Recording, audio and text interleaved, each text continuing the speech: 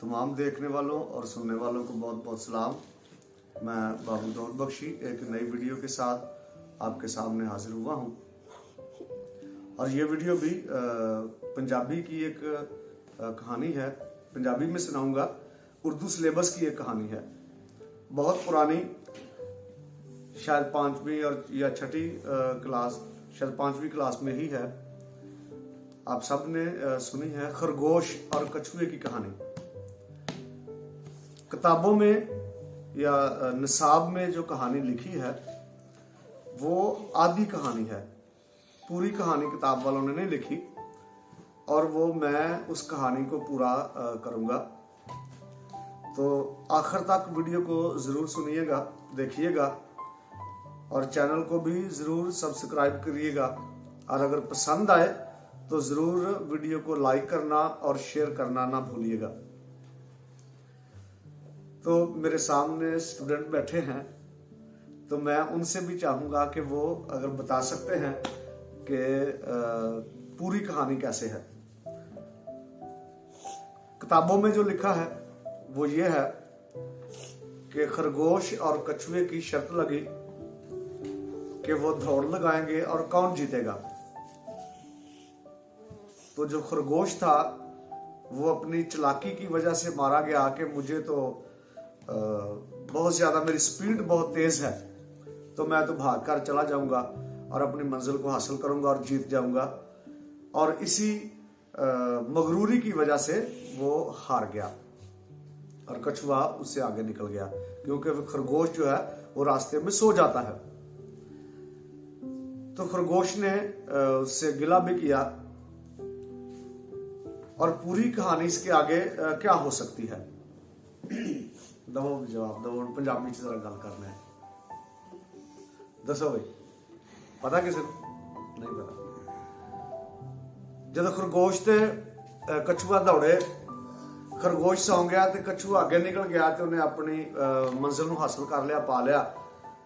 तो खरगोश जो ना फिर नाराज होया कि नहीं भी तू तो मैनू जगाया ही नहीं, मेरी अख लग गई तो ये तू ठीक नहीं किया। कछुए ने कहा भाई चल जे तेन कोई गिला है तो फिर दौड़ ला लेने। उन्होंने फिर शर्त ला ली, आंदे ने कि असी 3 दफा असी दौड़ांगे, एक बारी दौड़ साडी लग गई, 2 बारी होर दौड़ांगे ते तिन्हां दे विचों जिहड़ा 2 दफा जितेगा वो शर्त जितेगा। उन्होंने फिर शर्त ला ली।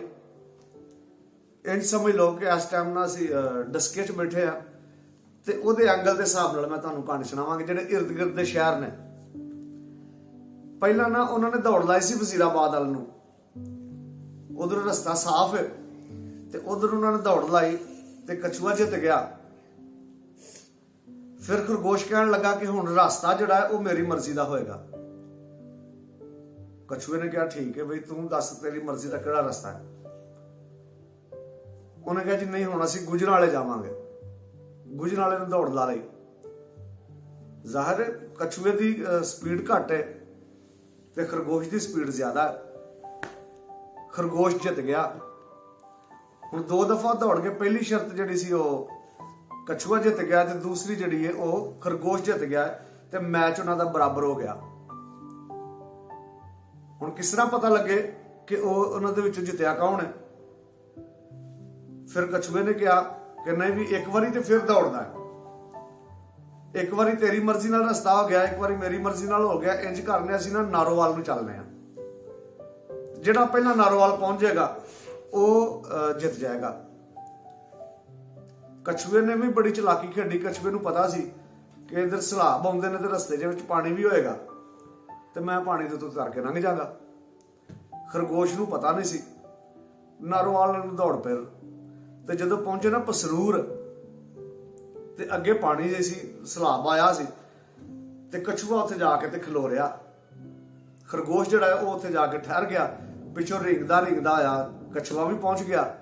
उन्होंने कहा चल भी नारोवाल ते हले अगे वे। हुण खरगोश जिहड़ा है वो पानी चों लंघ नहीं सकदा ते कछुए ने तैर के लंघ गया। फिर खरगोश ने रौला पा लिया कि नहीं तू जान बुझ के इंज कीता। कछुआ फिर वापस आया। पानी के दूसरी पासे आया जिथे खरगोश खलोता सी। उन्हें कहा भी हुण इस तरह कर, तो हुण ना मेरी कंड ते बह जा ਤੇ ਮੈਂ ਤੈਨੂੰ ਪਾਰ ਲੰਘਾਣਾ। ਔਰ ਉਹਨੂੰ ਆਪਣੇ ਜਿਸਮ ਤੇ ਆਪਣੇ ਉੱਤੇ ਬਿਠਾਉਣ ਤੋਂ ਪਹਿਲਾਂ ਉਹਨੇ ਇੱਕ ਗੱਲ ਕੀਤੀ। ਉਹਨੇ ਕਿਹਾ ਕਿੰਨੀ ਕੁ ਦੇਰ ਜ਼ਿੰਦਗੀ 'ਚ ਅਸੀਂ ਦੌੜਦੇ ਰਵਾਂਗੇ, ਕਿੰਨੀ ਕੁ ਦੇਰ ਅਸੀਂ ਇੱਕ ਦੂਸਰੇ ਨੂੰ ਹਰਾਉਂਦੇ ਰਵਾਂਗੇ। ਤੇ ਇੰਜ ਕਰ, ਤੂੰ ਮੇਰੀ ਕੰਧ ਤੇ ਬਹਿ, ਮੈਂ ਤੈਨੂੰ ਪਾਰ ਲੰਘਾਣਾ, ਦੋਵੇਂ ਰਲ ਕੇ ਦੌੜਨੇ ਆ ਤੇ ਦੋਵੇਂ ਜਿਤਾਂਗੇ। ਇਸ ਕਹਾਣੀ ਨੇ ਸਾਨੂੰ ਇਹ ਸਿਖਾਇਆ, ਕਿਤਾਬਾਂ ਦੇ ਵਿੱਚ ਛੋਟੀ ਕਹਾਣੀ ਲਿਖੀ ਇੱਕੋ ਵਾਰੀ ਕਿ ਕਛੂਆ ਜਿੱਤ ਗਿਆ, ਨਹੀਂ। ਇਹਦੇ ਅਗਲਾ ਹਿੱਸਾ ਜਿਹੜਾ ਹੈ ਉਹ ਇਹ ਵੇ ਕਿ ਕਛੂਏ ਨੇ ਕਿਹਾ ਕਿ ਅਸੀਂ ਦੋਵੇਂ ਇਕੱਠੇ ਦੌੜੀਏ ਤੇ ਇਕੱਠੇ ਜਿੱਤੀਏ। ਅਸੀਂ ਇਨਸਾਨ ਹੁੰਦਿਆਂ ਆ, ਅਸੀਂ ਹਮੇਸ਼ਾ ਇੱਕ ਦੂਸਰੇ ਨੂੰ ਨਾ ਗਰਾਉਣ ਦੀ ਕੋਸ਼ਿਸ਼ ਕਰਦੇ ਰਹਿੰਦੇ ਆ, ਇੱਕ ਦੂਸਰੇ ਤੋਂ ਅੱਗੇ ਨਿਕਲਣ ਦੀ ਕੋਸ਼ਿਸ਼ ਕਰਦੇ ਰਹਿੰਦੇ ਆ। ਔਰ ਆਪਣੀ ਜੈ ਜੈਕਾਰ, ਆਪਣੀ ਬੱਲੇ ਬੱਲੇ ਲਈ ਅਸੀਂ ਆਪਣੇ ਭਰਾਵਾਂ ਨੂੰ ਵੀ ਹਰਾ ਜਾਂਦੇ ਆ, ਜਿਨ੍ਹਾਂ ਦੇ ਨਾਲ ਸਾਡੀ ਸਾਂਝ ਹੈ, ਜਿਹੜੇ ਸਾਡੇ ਦੁੱਖ ਸੁੱਖ ਦੇ ਸਾਥੀ ਨੇ। ਆਪਣੀ ਝੂਠੀ ਇੱਜ਼ਤ, ਝੂਠੇ ਵਕਾਰ ਲਈ, ਆਪਣੀ ਮਗਰੂਰੀ ਦੇ ਵਿੱਚ ਅਸੀਂ ਆਪਣੇ ਭਰਾਵਾਂ ਨੂੰ ਵੀ ਹਰਾ ਜਾਂਦੇ ਆ। ਔਰ ਇਹ ਵੀ ਦਰੇਗ ਨਹੀਂ ਕਰਦੇ ਕਿ ਮੇਰਾ ਭਰਾ ਹੈ ਜਾਂ ਇਹ ਮੇਰੀ ਭੈਣ ਹੈ ਜਾਂ ਮੇਰਾ ਇਹਦੇ ਨਾਲ ਬੜਾ ਅੱਛਾ ਤਾਲੁਕ ਹੈ। ਸਭ ਕੁਝ ਅਸੀਂ ਛੱਡ ਦਿੰਦੇ ਆ ਜਦੋਂ ਸਾਡੀ ਆਪਣੀ ਅਨਾਂ ਦਾ ਮਸਲਾ ਹੁੰਦਾ। ਤੇ ਉਸ ਅਨਾਂ ਨੂੰ ਪੂਰਾ ਕਰਨ ਲਈ ਅਸੀਂ ਬਹੁਤ ਜ਼ਿਆਦਾ ਜ਼ੁਲਮੋ ਸਿਤਮ ਵੀ ਕਰ ਜਾਂਦੇ ਆ। ਔਰ ਇੱਕ ਦੂਸਰੇ ਨੂੰ ਹਮੇਸ਼ਾ ਹਰਾਉਂਦਿਆਂ ਅਸੀਂ ਜ਼ਿੰਦਗੀ ਗੁਜ਼ਾਰ ਦਿੰਦੇ ਆ। ਔਰ ਮਗਰੂਰੀ ਜਿਹੜੀ ਹੈ ਉਹ ਖੁਦਾ ਨੂੰ ਕਿਸੇ ਵੀ ਸੂਰਤ ਵਿੱਚ ਪਸੰਦ ਨਹੀਂ ਹੈ। ਇਸ ਲਈ ਜ਼ਰੂਰਤ ਹੈ ਇਕੱਠੇ ਦੌੜਨ ਦੀ। ਜ਼ਿੰਦਗੀ ਦੀ ਦੌੜ ਜਿਹੜੀ ਹੈ ਇਹਨੂੰ ਰਲ ਕੇ ਦੌੜਿਆ ਜਾਏ, ਇੱਕ ਦੂਸਰੇ ਨੂੰ ਨਾਲ ਲੈ ਕੇ ਚੱਲਿਆ ਜਾਏ। ਜਿਹੜਾ ਕਮਜ਼ੋਰ ਹੈ ਉਹਨੂੰ ਨਾਲ ਲੈ ਕੇ ਚੱਲਿਆ ਜਾਏ ਤਾਂ ਕਿ ਦੋਵੇਂ ਜਿੱਤਣ। ਇਨਸਾਨ ਹੈ, ਭਾਵੇਂ ਇੱਕ ਭਰਾ ਹੋਵੇ ਤੇ ਭਾਵੇਂ ਦੂਸਰਾ ਹੋਵੇ ਤੇ ਭਾਵੇਂ ਕੋਈ ਤੀਸਰਾ ਹੋਵੇ, ਭਾਵੇਂ ਕਿਸ ਵੀ ਜ਼ਬਾਨ ਦਾ ਹੋਵੇ, ਕਿਸ ਵੀ ਰੰਗ ਦਾ ਹੋਵੇ, ਕਿਸ ਵੀ ਨਸਲ ਦਾ ਹੋਵੇ, ਇਨਸਾਨ ਹੀ ਹੈ।